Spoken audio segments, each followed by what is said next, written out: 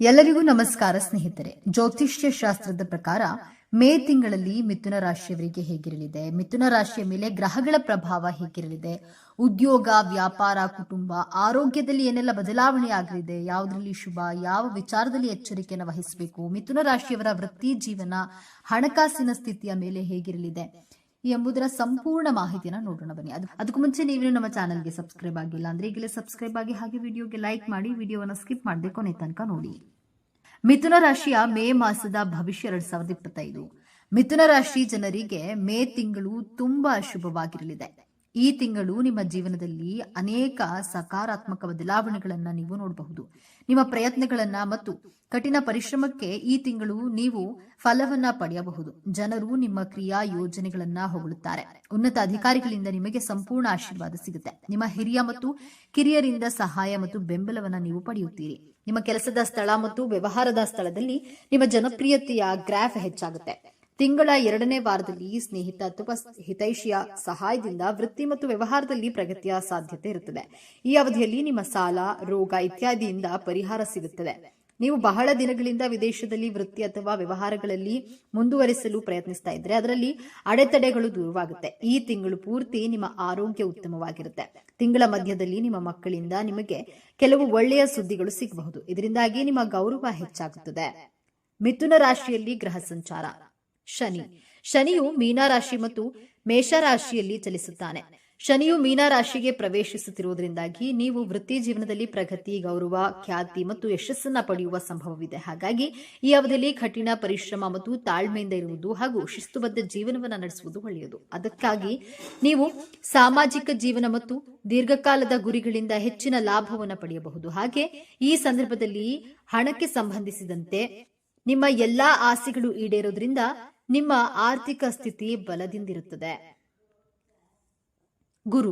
ಈ ಅವಧಿಯಲ್ಲಿ ಗುರು ಗ್ರಹವು ಮಿಥುನ ಮತ್ತು ಕಟಕ ರಾಶಿಯಲ್ಲಿ ಚಲಿಸಲಿದ್ದಾನೆ. ಗುರು ಮಿಥುನ ರಾಶಿಯಲ್ಲಿ ಚಲಿಸುವುದರಿಂದಾಗಿ ನಿಮ್ಮ ಆತ್ಮವಿಶ್ವಾಸ ಮತ್ತು ವೈಯಕ್ತಿಕ ಜೀವನದಲ್ಲಿ ಪ್ರಗತಿಯನ್ನು ಹೊಂದುವ ಯೋಗವಿದೆ. ಈ ಅವಧಿಯಲ್ಲಿ ನೀವು ಯಾವುದೇ ರೀತಿಯಾದ ವ್ಯಾಪಾರ ಅಥವಾ ನಿಮ್ಮ ಉನ್ನತ ಬೆಳವಣಿಗೆಗಾಗಿ ಹೆಚ್ಚಿನ ಅವಕಾಶಗಳನ್ನು ಪಡೆದುಕೊಳ್ಳುವುದರಿಂದಾಗಿ ನಿಮ್ಮ ಜೀವನ ಸುಖಮಯವಾಗಿರುವುದು. ಗುರು ಕಟಕ ರಾಶಿಯಲ್ಲಿ ಚಲಿಸುವುದರಿಂದಾಗಿ ನೀವು ಆರ್ಥಿಕ ಲಾಭವನ್ನು ಪಡೆಯುವುದರೊಂದಿಗೆ ಮನೆಯಲ್ಲಿ ಸಂತಸ ನೆಲೆಸುವುದು.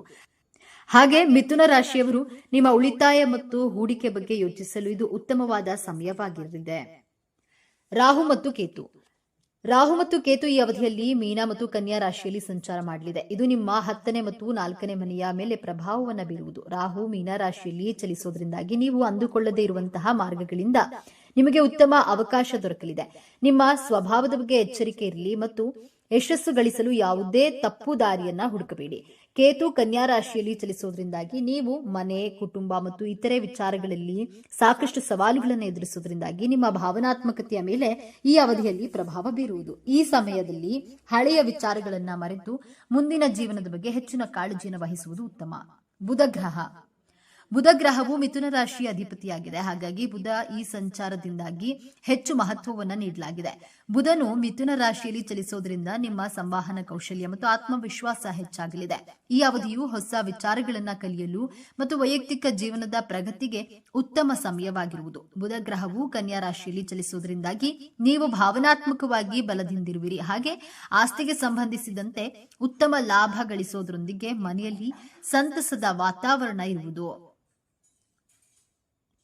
ಹಣಕಾಸಿನ ಸ್ಥಿತಿ ಮತ್ತು ವೃತ್ತಿ ಜೀವನ. ಈ ಸಂದರ್ಭದಲ್ಲಿ ಶನಿಯು ಮಿಥುನ ರಾಶಿಯ 10ನೇ ಮತ್ತು 11ನೇ ಮನೆಯನ್ನ ಚಲಿಸುವುದರಿಂದ ನೀವು ವೃತ್ತಿ ಜೀವನದಲ್ಲಿ ಬಹಳಷ್ಟು ಪ್ರಗತಿಯನ್ನು ಹೊಂದುವಿರಿ. ಈ ಅವಧಿಯಲ್ಲಿ ನಿಮ್ಮ ಕಠಿಣ ಪರಿಶ್ರಮದಿಂದಾಗಿ ನೀವು ಅತ್ಯುತ್ತಮವಾದ ಫಲಿತಾಂಶವನ್ನು ಪಡೆಯಲು ಸಾಧ್ಯವಿದೆ. ಈ ಅವಧಿಯಲ್ಲಿ ನೀವು ಆರ್ಥಿಕವಾಗಿ ಅತ್ಯಂತ ಹೆಚ್ಚಿನ ಲಾಭಗಳನ್ನು ಗಳಿಸುವ ಸಂಭವವಿದೆ. ವಿಶೇಷವಾಗಿ ಗುರುವಿನ ಸಂಚಾರದ ಸಮಯದಲ್ಲಿ ನಾವು ಹೆಚ್ಚಿನ ಆರ್ಥಿಕ ಲಾಭವನ್ನು ಪಡೆಯುವಿರಿ. ಈ ಅವಧಿಯಲ್ಲಿ ನೀವು ಉಳಿತಾಯ ಮತ್ತು ಹೂಡಿಕೆಗಳ ಬಗ್ಗೆ ಹೆಚ್ಚಿನ ಗಮನವನ್ನು ನೀಡುವುದು ಉತ್ತಮ. ಆರೋಗ್ಯ. ಮಿಥುನ ರಾಶಿಗೆ ಸೇರಿದ ಜನರು ಈ ಸಮಯದಲ್ಲಿ ನಿಮ್ಮ ಆರೋಗ್ಯದ ಬಗ್ಗೆ ಹೆಚ್ಚಿನ ಗಮನವನ್ನ ನೀಡಬೇಕಾಗುತ್ತದೆ. ವಿಶೇಷವಾಗಿ ಕೇತು ನಿಮ್ಮ 4ನೇ ಮನೆಯಲ್ಲಿ ಚಲಿಸೋದ್ರಿಂದಾಗಿ ನೀವು ಆರೋಗ್ಯದ ಬಗ್ಗೆ ಹೆಚ್ಚಿನ ಕಾಳಜಿಯನ್ನು ವಹಿಸುವುದು ಒಳ್ಳೆಯದು. ಬುಧ ಗ್ರಹದ ಸಂಚಾರದ ಪ್ರಭಾವದಿಂದಾಗಿ ನೀವು ಉತ್ತಮ ಆರೋಗ್ಯವನ್ನ ಹೊಂದಲು ಸಹಾಯವಾಗುತ್ತದೆ. ಆದರೆ ಈ ಅವಧಿಯಲ್ಲಿ ಹೆಚ್ಚು ಯೋಚನೆ ಮಾಡುವುದು ಮತ್ತು ಮಾನಸಿಕವಾಗಿ ಒತ್ತಡಕ್ಕೆ ಒಳಗಾಗುವುದನ್ನು ತಪ್ಪಿಸುವುದು ಉತ್ತಮ.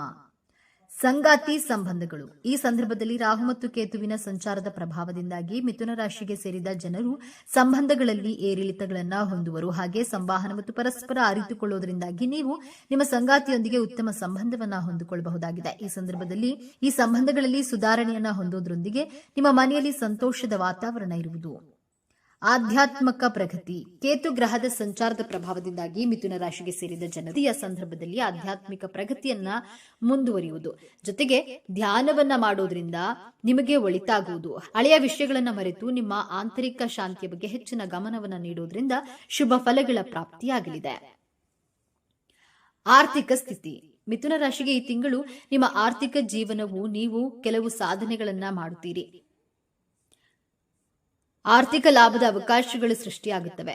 ವ್ಯಾಪಾರದಲ್ಲಿ ಹೊಸ ಆಲೋಚನೆಗಳು ನಿಮ್ಮ ಆರ್ಥಿಕ ಲಾಭವನ್ನು ಹೆಚ್ಚಿಸಲು ಸಹಾಯ ಮಾಡುತ್ತೆ. ಈ ತಿಂಗಳು ನೀವು ಹಣವನ್ನು ಸಂಗ್ರಹಿಸುವಲ್ಲಿ ಯಶಸ್ವಿಯಾಗ್ತೀರಿ. ಆದರೆ ನಿಮ್ಮ ವೈಯಕ್ತಿಕ ಜೀವನಕ್ಕೂ ಸಮಯ ಕೊಡಲು ಸಾಧ್ಯವಾಗದಷ್ಟು ಹಣದ ಹಿಂದೆ ಓಡಬೇಡಿ ಎಂಬುದು ನಮ್ಮ ಸಲಹೆ. ವೃತ್ತಿ ಮತ್ತು ವೈಯಕ್ತಿಕ ಜೀವನದ ನಡುವೆ ಸಮತೋಲನವನ್ನು ಕಾಪಾಡಿಕೊಳ್ಳಿ. ವರ್ಷದ ಆರಂಭಿಕ ತಿಂಗಳುಗಳಲ್ಲಿ ನಿಮ್ಮ ಆರ್ಥಿಕ ಸ್ಥಿತಿಯು ಬಲವಾಗಿರುತ್ತದೆ. ಸಮಾಜದಲ್ಲಿ ನಿಮ್ಮ ಸ್ಥಾನಮಾನ ಹೆಚ್ಚುತ್ತದೆ.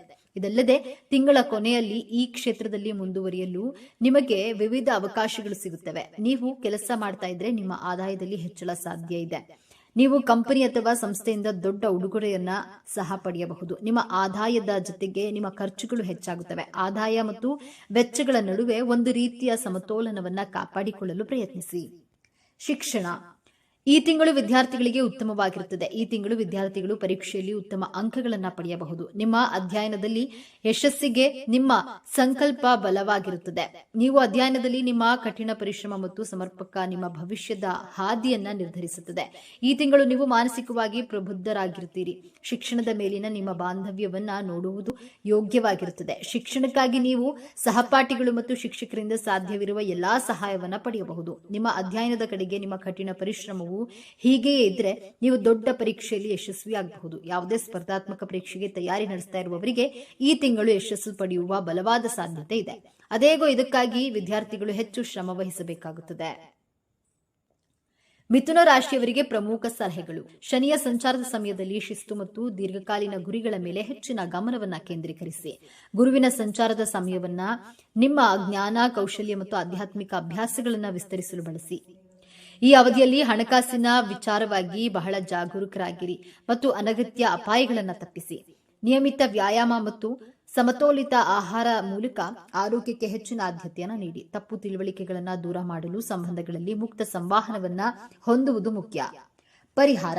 ವಿಷ್ಣುವಿನ ಆರಾಧನೆ ಮಾಡಿ. ಪ್ರತಿ ಬುಧವಾರ ವಿಷ್ಣು ಸಹಸ್ರನಾಮ ಸ್ತೋತ್ರವನ್ನು ಪಠಿಸಿ. ಧರಿಸಬೇಕಾದ ರುದ್ರಾಕ್ಷಿ ನಕಾರಾತ್ಮಕ ಪರಿಣಾಮವನ್ನು ಕಡಿಮೆ ಮಾಡಲು 10 ಮುಖಿ ರುದ್ರಾಕ್ಷಿಯನ್ನು ಧರಿಸಿ.